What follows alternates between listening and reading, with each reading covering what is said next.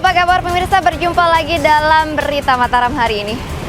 Sejumlah berita penting dan menarik lainnya telah kami siapkan untuk Anda dan berikut diantaranya. Wilayah terdampak kekeringan di Lombok Barat terus meluas. Ganggu kenyamanan masyarakat, polisi di Lombok Timur merazia balap liar di kawasan wisata. Belasan negara mengikuti lomba mobil hemat energi yang digelar di sirkuit Mandalika. Bersama saya Rahayu Japar, inilah Berita Mataram selengkapnya.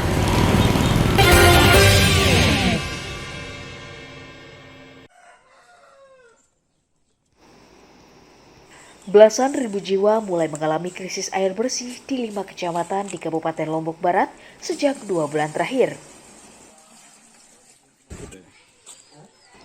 Badan Penanggulangan Bencana Daerah mencatat total warga terdampak saat ini bertambah menjadi 17.000 jiwa. Menyikapi terus meluasnya dampak kekeringan, Pemda menetapkan status siaga kekeringan di seluruh kecamatan. BPBD mengimbau warga segera melapor agar petugas bisa menyuplai air bersih ke wilayah kekeringan. Dampak di Lombok Barat sampai saat ini yang sudah kami SK-kan itu 17.991 jiwa, ya, jiwa dari 16 desa. Ya. Nah, walaupun begitu, itu kan siaga bencana. Kami sudah memberikan surat kepada camat yang 5 kecamatan, Camat Sekotong, Camat Lembar, Camat Gerung, Camat Batu Layar, dan Camat Kuripan, agar mereka mengirimkan data-data masyarakat desa yang membutuhkan air bersih. Masifnya dampak kekeringan membuat legislator juga mendesak Pemda memberikan solusi jangka panjang dengan membangun sumber air baru. Dan seperti yang kita tahu bersama, ini merupakan langganan ya yang saban tahun kita hadapi secara bersama-sama. Dan saya melihat bahwa ada solusi-solusi yang harus kita lakukan secara bersama-sama. Karena ini adalah tanggung jawab kita bersama, maka para pihak harus melakukan upaya-upaya yang bersama secara kolaborasi hingga menghasilkan hasil yang maksimal tentunya. Yang pertama adalah mungkin jangka pendeknya itu ya dengan memberikan dropping air, bantuan-bantuan air ya kepada masyarakat terdampak. Itu yang pertama. Kemudian yang kedua adalah tentu mungkin ada hadirnya sumur bor. BPBD mencatat hingga saat ini 5 kecamatan di Lombok Barat mengalami kekeringan, meliputi Batu Layar, Kuripan, Gerung, Lembar, dan Kecamatan Sekotong. Hairul Amri melaporkan dari Kabupaten Lombok Barat.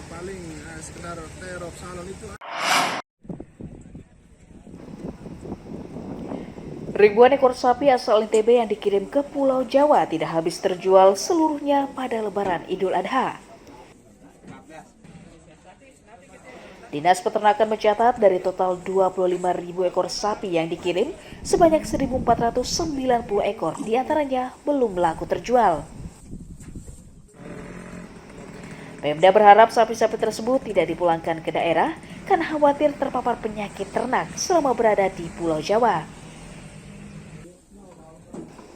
Pemda juga saat ini memperketat masuknya ternak dari luar daerah dengan mewajibkan vaksin, penyemprotan disinfektan, serta harus menjalani karantina selama 28 hari. Hal itu untuk mengantisipasi wabah PMK dan Lumpy Skin Disease atau LSD yang saat ini sedang mewabah di Pulau Jawa. Kita NTB ini adalah daerah yang bebas penyakit LSD namanya. Nah di Jawa itu terutama di Jawa Tengah itu adalah wabah.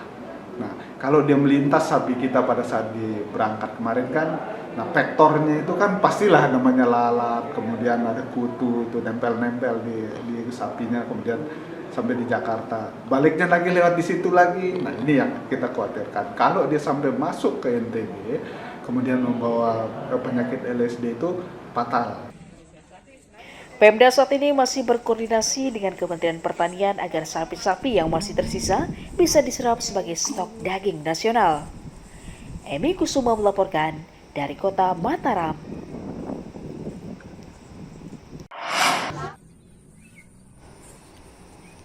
Pemerintah Provinsi Nusa Tenggara Barat membatasi penjualan gabah ke luar daerah untuk menjaga keamanan stok pangan selama musim kemarau.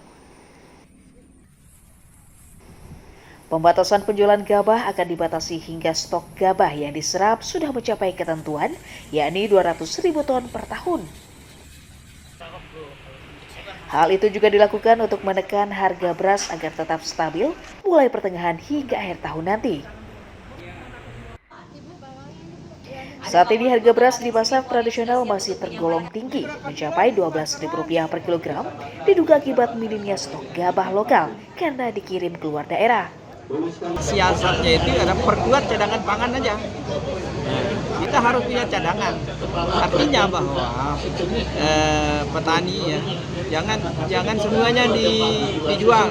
Walaupun harganya sekarang kan 5.000 di tingkat kering gabah kering panen, tetapi gabah kering giling juga kan di tingkat penggilingan kan berapa 6.200, kemudian di Bulog 6.300. Nah, dengan harga yang baik seperti itu ya masyarakat jangan jual semuanya, tetapi disimpan sebagai logistik, sebagai cadangan pangan. Pemda berjanji akan mengoptimalkan penyerapan gabah petani melalui Bulog sebagai persediaan pangan hingga memasuki musim panen raya berikutnya. Eni Kusuma melaporkan dari Kota Mataram. Polisi bersama warga membubarkan aktivitas balap liar yang digelar di kawasan wisata Pantai Suryawangi, Kecamatan Labuan Haji, Kabupaten Lombok Timur. Puluhan pembalap liar lari kocar-kacir dan meninggalkan sepeda motornya di pinggir pantai karena takut ditangkap petugas. Polisi kemudian menyita puluhan motor dan dibawa ke Mapolsek untuk didata. Sebagai efek jera, petugas akan mengenakan tilang dan menahan motor tersebut selama 1 bulan. Sepeda motor boleh diambil pemiliknya dengan menunjukkan surat lengkap dan mengajak orang tua.